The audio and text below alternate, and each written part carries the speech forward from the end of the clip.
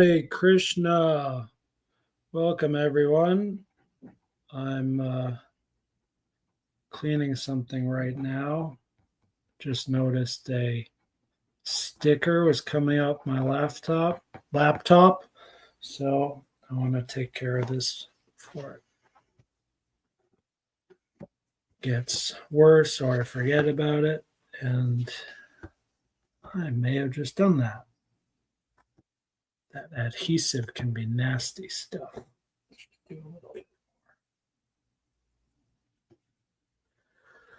We have a straightforward live stream today. Most of the rest of this chapter is pretty straightforward. Magnanimity of Sri Krishna, the Supreme Personality of Godhead, being on full display. Let's get a little more alcohol. I have at least 2 alcohol sanitizers with me at all times. One at home, one on me, one at my office and school. It's maybe the only good thing about COVID that I brought into my routine. Always having some alcohol sanitizer, which is the single best thing at removing adhesive, while also being safe for electronics for the most part. Well, I got most of it. I think whatever residue is left will just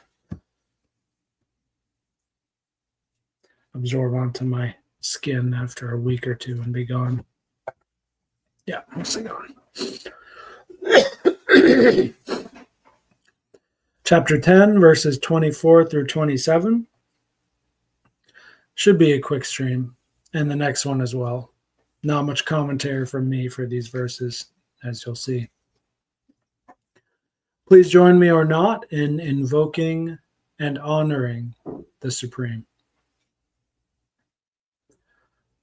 Om Namo Bhagavate Vasudevaya.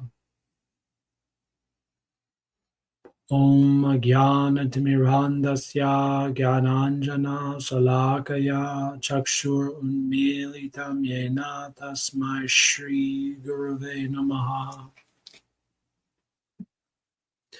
Let us read the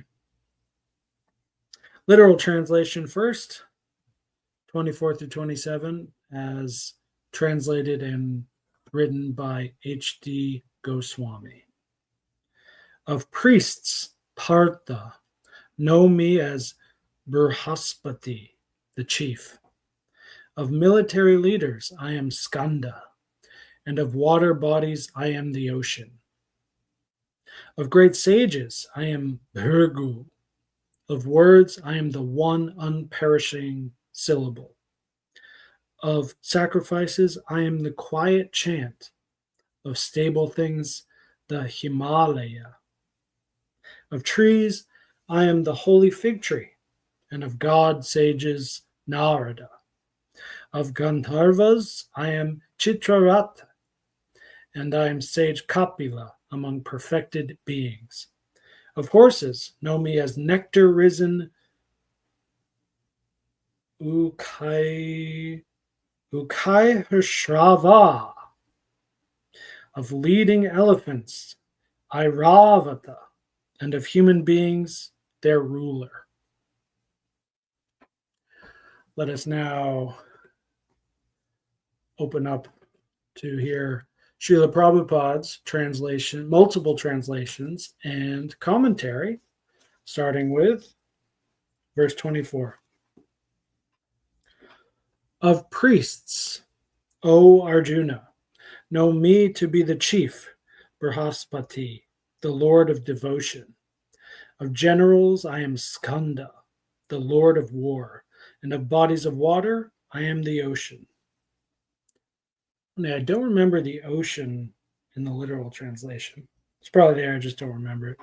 Anyway, here's the purport by Srila Prabhupada. It's just one short paragraph. Indra is the chief demigod of the heavenly planets and is known as the king of the heavens. The planet in which he reigns is called Indraloka. Brihaspati is Indra's priest. And since Indra is the chief of all kings, Brihaspati is the chief of all priests. And as Indra is the chief of all kings, similarly Skanda, the son of Parvati, and Lord Shiva is the chief of all military commanders. And of all bodies of water, the ocean is the greatest. These representations of Krishna only give hints of his greatness. So, of course, the purports are really essential here because everyone today, perhaps even in India, reading this, they don't know who is Brihaspati, who is Skanda. Maybe a lot of Hindus do know at least Skanda. That sounds a little familiar to me. But anyway, we're really I'm fully relying on Prabhupada in the purports here to give us a clue about what Sri Krishna is talking about in detail, although in general it's quite obvious. It's the same theme throughout all these verses. One we do know in this verse is the ocean. The ocean is the greatest body of water.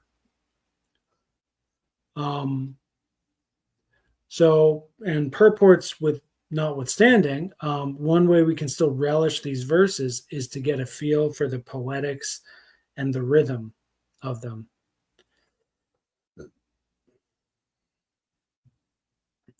The philosophy is quite obvious.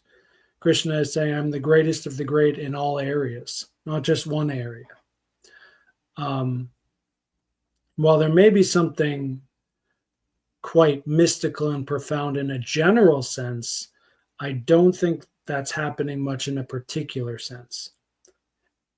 Except for perhaps the poetics, the rhythm, the exact words Krishna's using with the meter and rhythm that he's using them in. That's where I would dig deep in these verses. If I wanted to, at this point in my life and career and so forth, devotional career, I'm fine going through here with a bit of speed.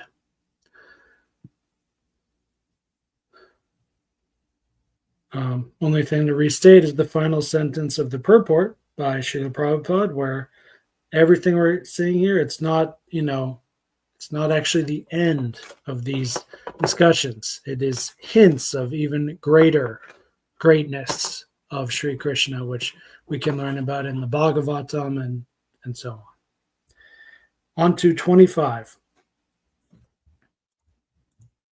Time check, 8 minutes. Very good. Of the great sages, I am Bhurgu. Of vibrations, I am the transcendental Om. Of sacrifices, I am the chanting of the holy names, Japa. And of immovable things, I am the Himalayas. The Himalayas. So funny. Prabhupada correctly writes Himalayas with a capital H and no diacritical marks in English, because that's how English is written. But that's not the correct way to pronounce it. Himalayas. It's Himalayas in Sanskrit. You can clearly see because there's diacritical marks. So that was really funny. How, second nature kind of kicked in there for a second.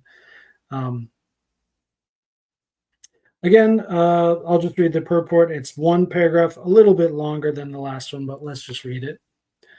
Brahma, the first living creature within the universe, created several sons for the propagation of various kinds of species. The most powerful of his sons is Bhrigu, who is also the greatest sage.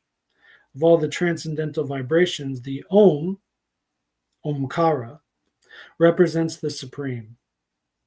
Of all the sacrifices, the chanting of Hare Krishna, Krishna Krishna, Hare Hare, Hare Rama, Rama Rama, Hare Hare, is the purest representation of Krishna.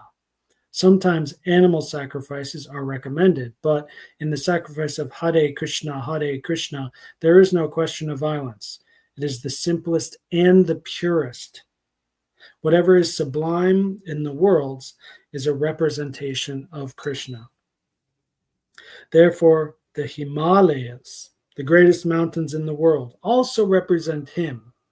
The mountain named Meru was mentioned in a previous verse, but Meru is sometimes movable, whereas the Himalayas are never movable. Thus, the Himalayas are greater than Meru, unquote. Further on, therefore, that's why Krishna said, I'm the Himalayas and not Meru. Another obvious reason is that Meru was sitting on top of Krishna's back when he was in his tortoise form. And I should remember the name of that avatar because I'm reading it in Bhagavatam right now, but I don't. Anything in my notes here?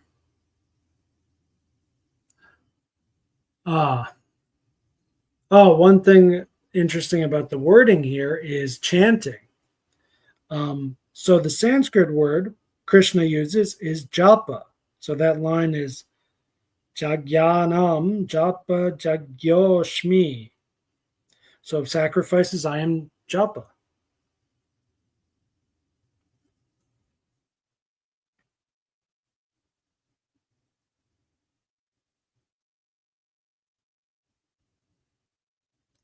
Japa jagyaha.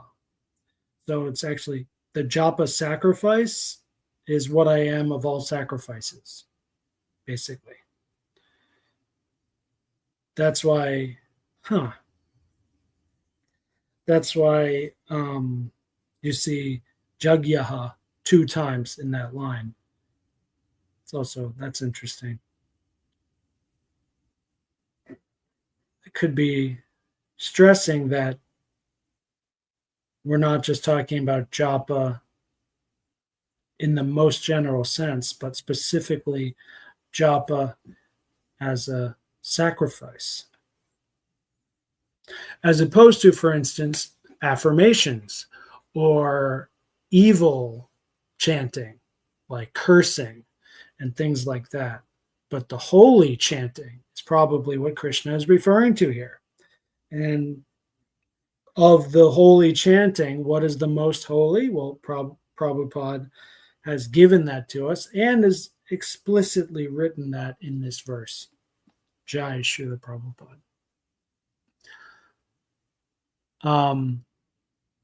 However, once again, for differences in understanding, different perspectives, we can go back to H.D. Goswami's translation, where we have the most literal, most universal translation, which is just quiet chanting.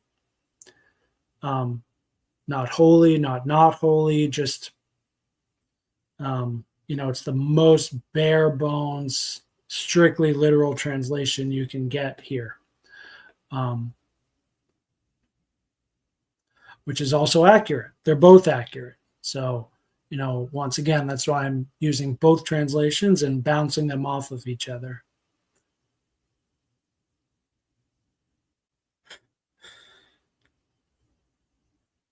Interestingly, in the word for word, the literal translation of Prabhupada, japa jagyaha, those 2 words are simply translated as chanting, not even quiet chanting, just chanting. That's interesting. It's all interesting. So we have 4 different translations to work with here, which is, I think, helpful. Some other people might think it's a bit much. Once again, this stream is not for beginners. If this is your first time reading the Bhagavad Gita, this may not help you. Probably wouldn't help me. I don't know. For me, just reading it slowly, very slowly, again and again, that's really what does it. Anyway, going through my notes here. Yep, we have everything we need with just Prabhupada's Gita, because he has multiple translations in it. It's not just one translation. There's the literal, the colloquial, the purport, and the pure Sanskrit also by itself. There's actually, each verse is given twice in Sanskrit Devanagari and Sanskrit transliterated. There's actually pure Sanskrit 2 times for every verse, then a literal translation, then a colloquial translation, then a purport. Now, for me, and I could be wrong here, but the difference between Devanagari Sanskrit and Romanized Sanskrit is completely negligible. But I could be wrong. Like there could be some intricacies about reading it in Devanagari that you can't get from English. For instance, it's 2 lines. Every verse is 2 lines. But in the Romanized, it's 4 lines. Now, for me, I actually prefer the 4 lines. It kind of sounds better, and it's easier to look at how it's divided. But that is a significant difference. I'm sure if Prabhupada, in his and our tradition, if it was like some important rule that the Devanagari Sanskrit should always be written in 4 lines, he would write it in 4 lines. So either it doesn't matter or it must be 2 lines. And then he chose to do it in 4 lines for the Romanized version to make it easier for us. That seems quite likely to me, actually, and interesting. So hit me up in 10 or 20 years when I know more about that. And then my notes here talk about how the song of the Lord is meant for all of his people, not just Hindus. So if another devotee in another faith is doing japa with a different holy name, Krishna is there as well. And once again, as I to restate what I said earlier, and what Prabhupada said is the holy chanting of the holy names specifically, not the evil names, not witchcraft, not affirmations in English. I am rich. I am beautiful. I am rich. I am beautiful. I don't think Krishna is there with you while you're doing that kind of japa, because I don't think he's talking about that kind of japa. And one reason I don't think that is because Srila Prabhupada has explicitly stated that in his writings here. And Krishna has as well. Japa Jagyaha. Quiet chanting as a sacrifice. That would be my literal translation. But once again, okay, Prabhupada, what did he say? Not just that it's the chanting of the holy names, but that the Maha Mantra specifically is the simplest and purest within that category. Very good. Moving on. 26. Of all trees, I am the holy fig tree, and amongst sages and demigods, I am Narada. Of the singers of the gods, Gandharvas, I am Chitraratha, and among perfected beings, I am the sage Kapila. Nothing in my notes, so now I'll read the purport, which is not long. The fig tree, Ashvatha.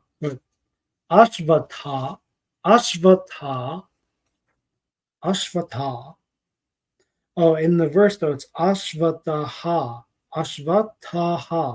It's like 2 H's at the end there. Literally translated as banyan tree.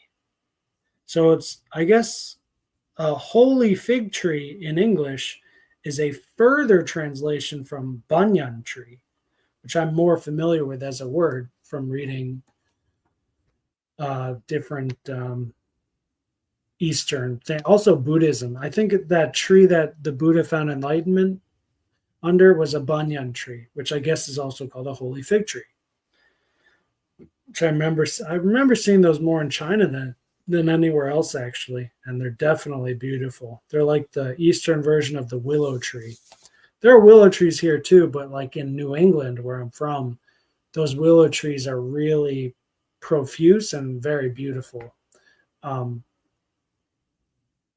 Not sacred, but for the for that culture that's over there, it's the closest thing I think you can get to a big sacred tree that could compare with the banyan tree. Anyway, this fig tree, sorry, this ashvatha is one of the most beautiful and highest trees, and people in India often worship it as one of their daily morning rituals. Amongst the demigods, they also worship Narada, who is considered the greatest devotee in the universe. Thus, he is the representation of Krishna as a devotee. The Gandharva planet is filled with entities who sing beautifully, and among them the best singer is Chitraratha. Amongst the perpetually living entities, Kapila is considered an incarnation of Krishna, and his philosophy is mentioned in the Srimad Bhagavatam. Later on, I would add a comma there, although there isn't one. Later on, another Kapila became famous, but his philosophy was atheistic. Thus, there is a gulf of difference between them. Probably a huge gulf. 27, our final verse for the day. Bunch of notes I have here, and the longest purport of the day as well. 2 paragraphs. Here's verse 27. Of horses, know me to be. Oh, there's 2 C's here, which does that mean it's a K sound? That's my guess, kind of like Italian.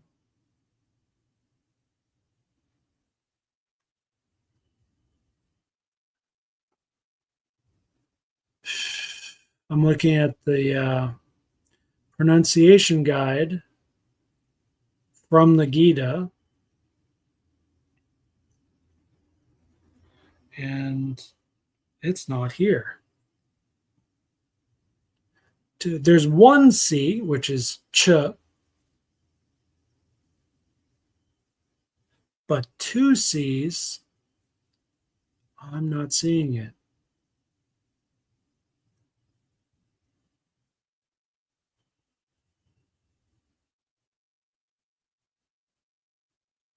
I like the bottom part in bold. There is no strong accentuation of syllables in Sanskrit, only a flowing of short and long, twice as long as the short syllables. English is not like that. Very important to understand that. A lot of English speakers that I know, devotees, they speak Sanskrit incorrectly because they do what just sounds nice for their English tongue, but that's not how Sanskrit works. I made one really embarrassing mistake I made because I'm not just I have my own English way of doing things, but I also have my Asian way of living in Asia for these years. So a lot of these Sanskrit words, because they're so long, they remind me of Japanese or Thai. So before I knew how this stuff worked, I called. I said, "Oh yeah, my favorite kirtan guy, Vyasaki. He's he's the best. I like him." Huh? You mean Vyasaki? um, Once again, it's like if you're Japanese and you see a name like that, it's obviously Vyasaki. Vyasaki. It really looks like a Japanese word anyway, but yeah, if you don't have it in front of you, and if you're not in the crew, you're not in the loop yet, which I wasn't at the time. And then it's pretty embarrassing looking back on it. Vyasaki.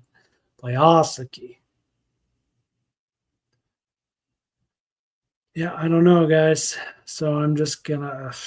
But there's no cut. The only cuss sound is K or KH. The C's are always ch.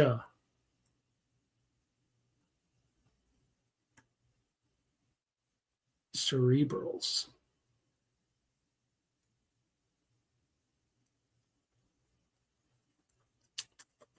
Reminds me, I got to help one of my students with her cerebrals. Cerebrals for the S sound. We have a lot of Korean students who can't do the S sound. Yep, CH is chart, little more H, and C is just ch, like chair. So why is there two C's? It's probably a transcription from Devanagari that does not actually correspond to a phonetical difference. That's my best guess.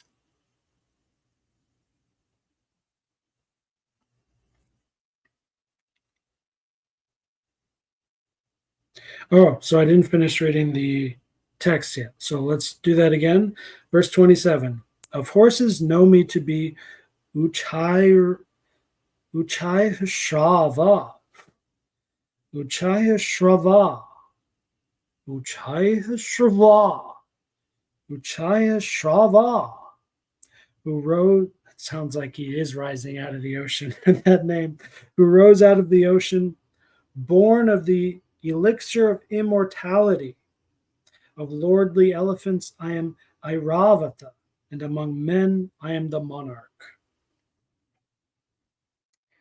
The Sanskrit word is Naradhipam, which means the king, literally. And then H.D. Goswami said ruler. So we have ruler, king, monarch. All different words in English, all synonyms, all obviously referring to the same title, the same occupation, whatever. But perhaps if there is a different category that's similar, that is synonymous but not totally synonymous, that might be emperor or Devaraj, a god king.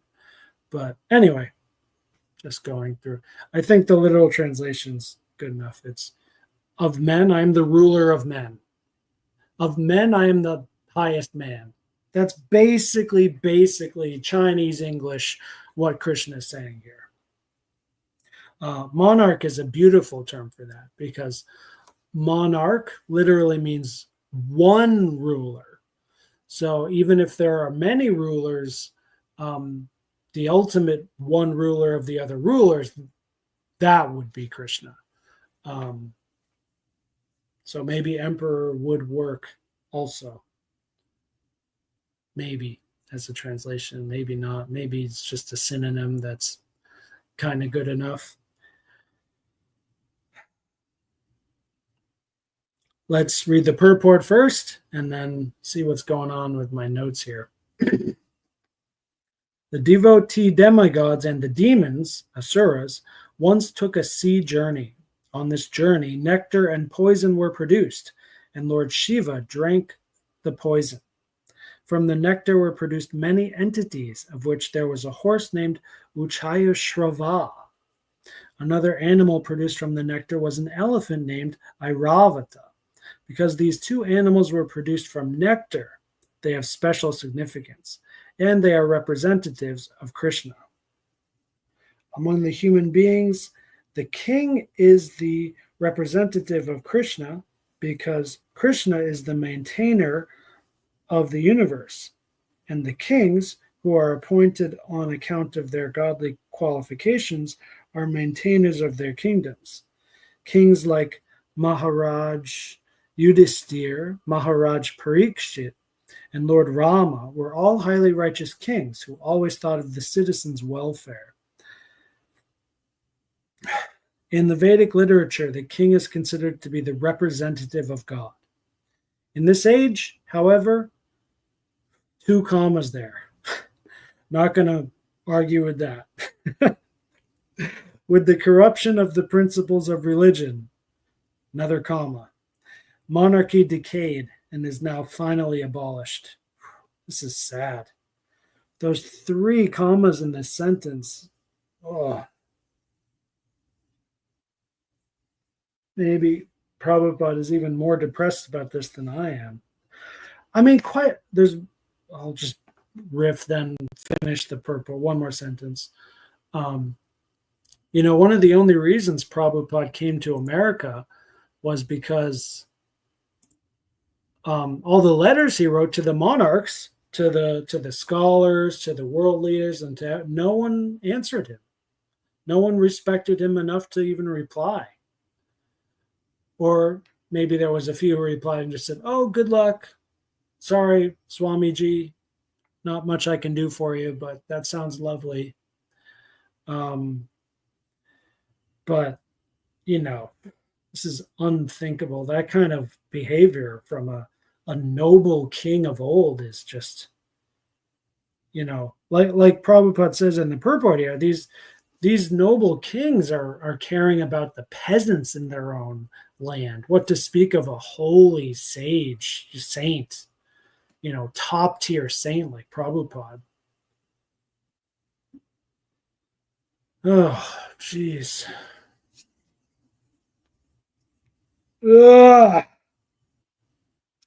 Final sentence of the purport. It is to be understood that in the past, however, people were more happy under righteous kings.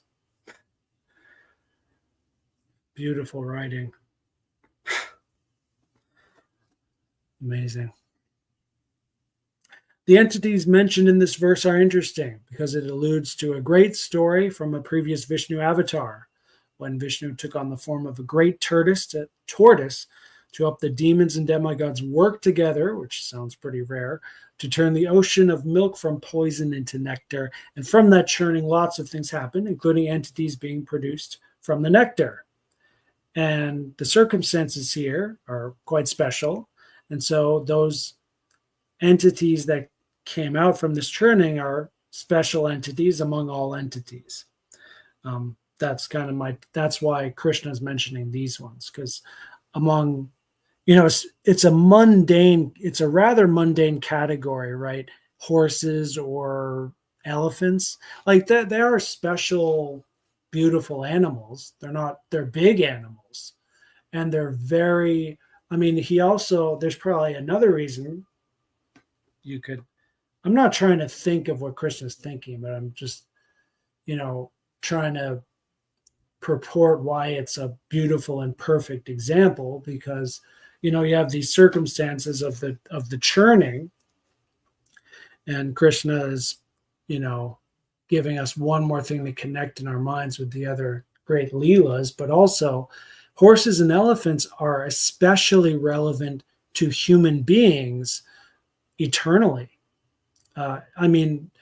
Not literally eternally, perhaps, but among every age on this planet where there are humans cohabitating, co-living with horses and elephants, at no point will we just say, will all of humanity say, "No, we don't care. Just, they're just wild animals. Let's just not even look at them, whatever."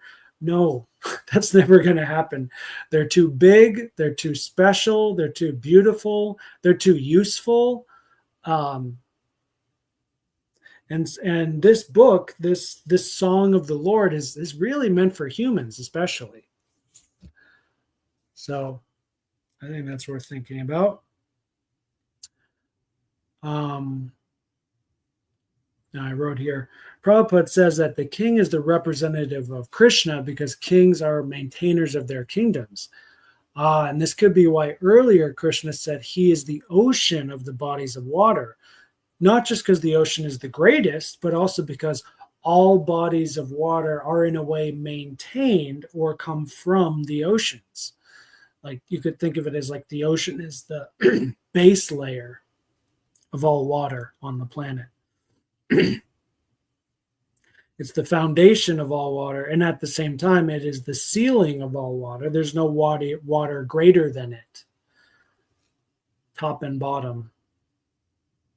Well, God is middle as well. So Krishna's incarnation as the middle aspect of water would be the taste of water. That's where Krishna is in all water. But then in the macro scale, there's the ocean.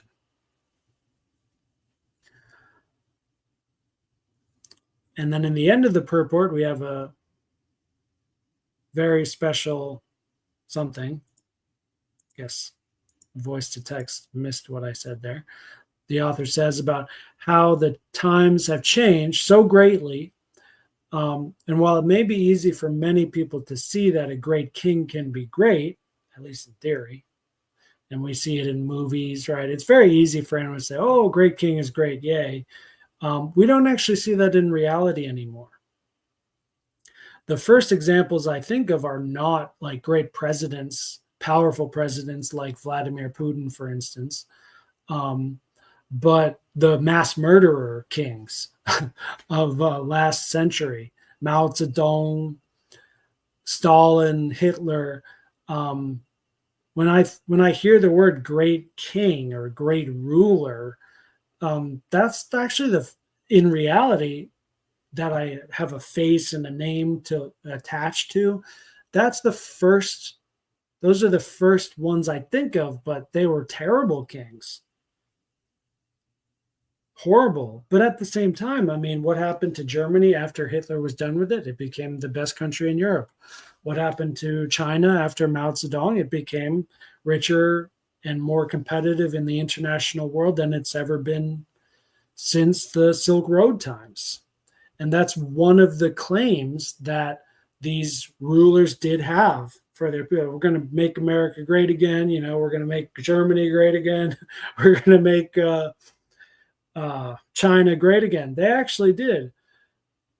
And maybe it's not just the kings, why the kings are not existing as good anymore, because for a king to be good in this wicked time, they have to start mass murdering people again to actually have some success. I have no idea. It's really disturbing thinking about this.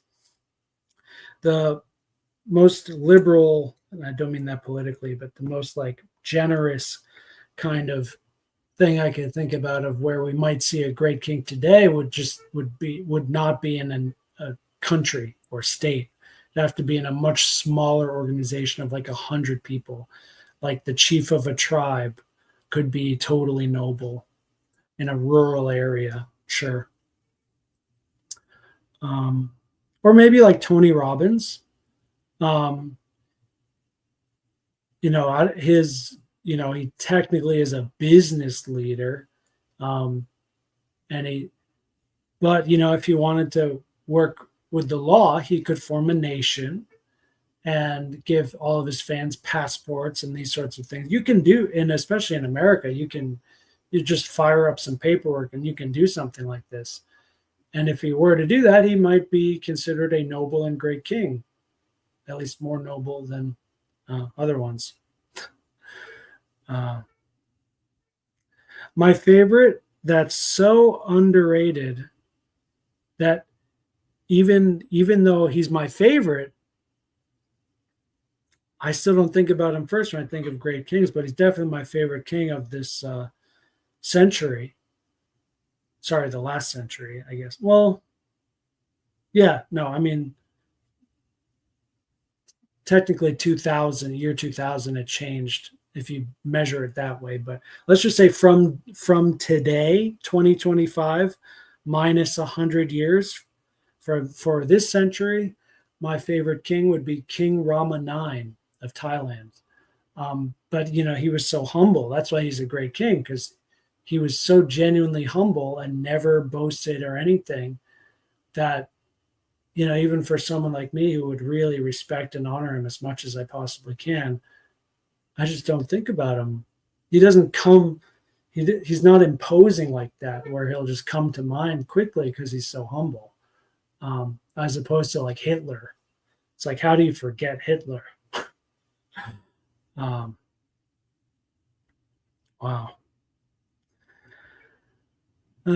Anyway, if you don't know anything about King Rama IX of Thailand, I'd recommend looking into that, starting with the 1,000 Thai baht bill. still in circulation. All the Thai money has his face on it.